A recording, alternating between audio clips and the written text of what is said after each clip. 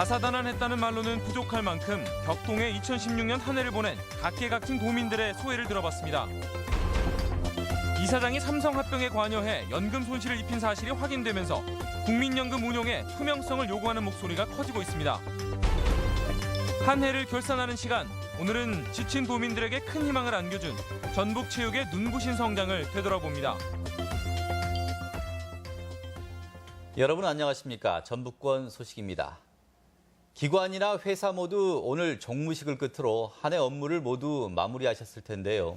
그저 다사다난했다는 말로는 부족할 만큼 격동의 한 해를 보낸 우리 도민들의 소회를 들어봤습니다. 한범수 기자입니다. 비선 실세 최순실의 국정농단과 대통령의 무능에 자고 나면 충격적인 뉴스가 쏟아진 이번 겨울. 추운 날씨에도 한데 어울려 진상규명과 대통령 퇴진 촛불을 밝힌 시민들에게는 결코 잊을 수 없는 시간이었습니다. 가정주부부터 모든 학생들 또 일반인들까지 그 마음이 전해진 것 같아서 엄청난 감동도 되고 또 우리가 이렇게 바꿔낼 수 있구나 하는 어떤 희망도 봐지거든요. 정치적인 혼란만큼이나 경제 사정도 녹록지 않았던 한 해. 국내외 경기 침체로 지갑이 얇아진 상황에서 닥친 폭염과 AI 여파에 물가는 치솟았고 서민들의 주름살까지 깊게 했습니다. IMF 때보다 더요. 그때는 그래도 그런 대로 우리 장사하고 한번 했는데 금년에는 아주 안 좋아요. 순탄치 않은 한 해였지만 어떤 이는 염원했던 목표를 이루기도 했습니다. 워낙 취업이 어렵기 때문에 굉장히 막막했던 한 해였었습니다. 하지만 그럼에도 감사하게도 입사를 하게 되어서 제게는 굉장히 보람찼고 바쁘다는 핑계로 제대로 돌아보지 못한 가족에 대한 미안함에 가슴이 먹먹해지기도 합니다. 바빠서 가족들이랑 많이 못 보내서 그게 좀 아쉬운 것 같아요. 주말 이용해서 되도록 많이 가보려고 노력하려고요. 저물어가는 2016년. 시민들은 지난 아쉬움은 모두 털어버리고 새해에는 즐거운 일과 희망만이 가득하길 기원했습니다. MBC 뉴스 한범수입니다. 병신년 마지막 출근일인 오늘 자치단체들 모두 종무식을 갖고 한 해를 마무리했습니다. 김승수 전주시장 등 공무원 500여 명은 시청 강당에서 자랑스러운 전주 사람 시상식을 열고 올 한 해 전주 발전에 기여한 시민과 공무원에게 표창을 수여했습니다. 익산시도 솜리문화예술회관에서 공무원 600여 명이 참석한 종무식을 갖는 등 대부분의 시군이 새해를 기약하며 올해 업무를 종료했습니다.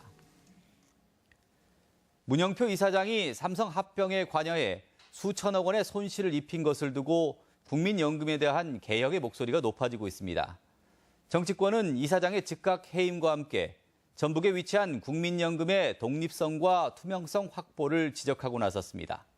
고차원 기자가 보도합니다. 특검에 체포된 문영표 이사장은 삼성 합병 과정에서 국민연금 측이 합병을 찬성하도록 지시한 혐의를 받고 있습니다. 합병 성사로 삼성 이재용 부회장은 경영권을 승계받고 시세 차익으로 7,400억 원까지 챙겼습니다.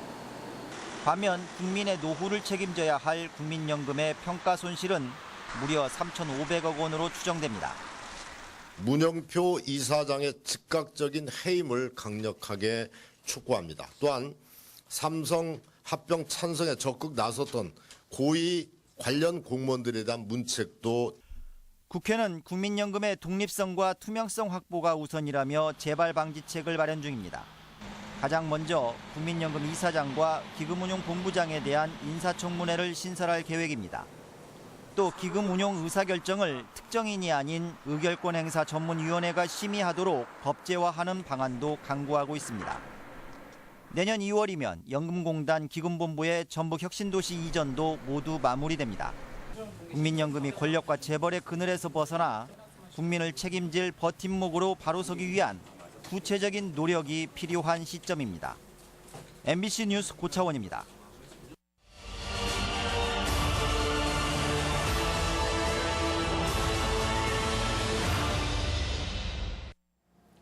한 해를 결산하는 시간, 오늘은 그간 변방에 머물러 온 전북체육의 눈부신 성장을 되돌아봅니다.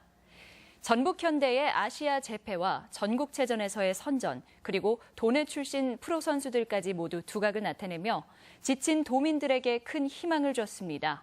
보도에 이종휴 기자입니다. 프로축구단 전북현대는 가장 큰 목표였던 아시아 정상을 10년 만에 탈환했습니다. 시즌 중 터진 심판 매수 악재와 리그 우승을 FC 서울에 뺏긴 터라 아시아 제패의 의미는 남달랐습니다. 전북현대는 창단 22년 만에 40만 관중을 돌파하며 국내 최고 인기 구단임을 다시 확인하기도 했습니다. 오늘 올해 굉장히 힘든 한 해였지만 우리 선수들이 끝까지 최선을 다해줘서 큰 영광을 얻은 것 같습니다. 선수들과 팬들께 모든 공을 돌리고 싶습니다.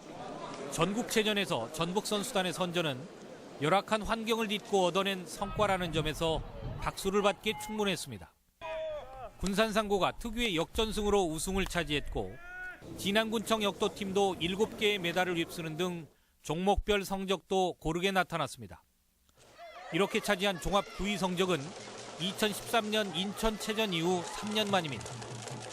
올 한 해에는 우리 도민들이 성원에 힘입어서 당초 목표 달성을 이루었습니다. 내년에도 체육인들이 인화 단계를 해서 좋은 성과를 얻을 수 있도록 하겠습니다. 전북 출신 프로 선수들의 약진도 눈부셨습니다. 군산 출신 프로골퍼인 전인지 선수는 미국 여자 프로골프 신인상과 최저 타수상인 베어 트로피까지 휩쓸며 세계 랭킹 3위로 도약해 한국 선수 가운데 가장 높은 순위를 기록했습니다.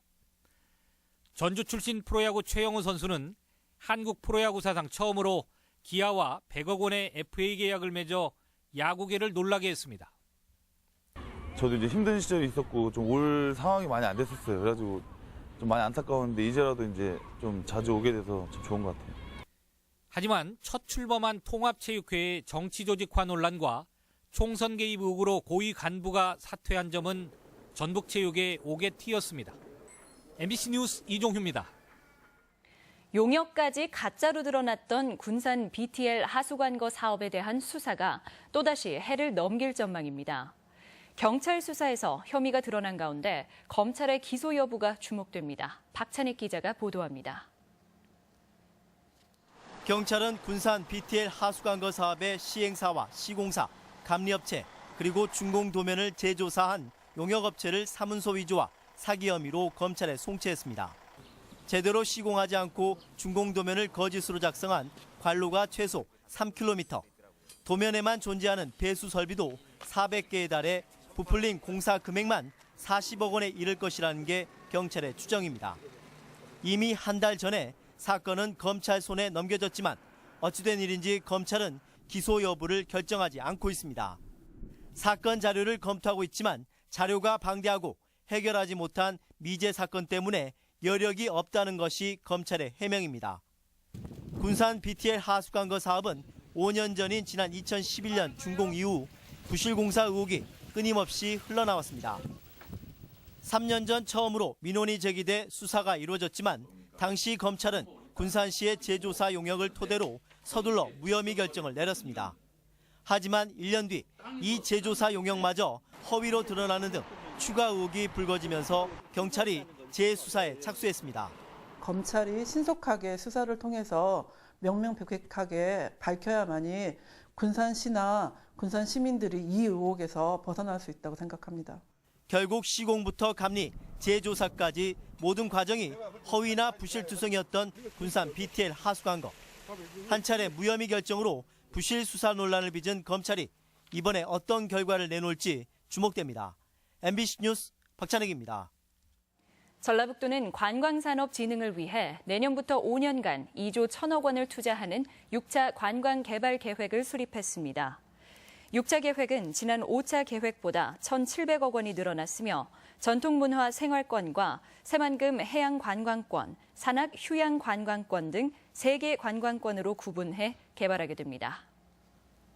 매년 1,000억 원씩 10년간 1조 원을 투입하도록 한 농어촌 상생기금 법안이 국회 본회의를 통과했습니다.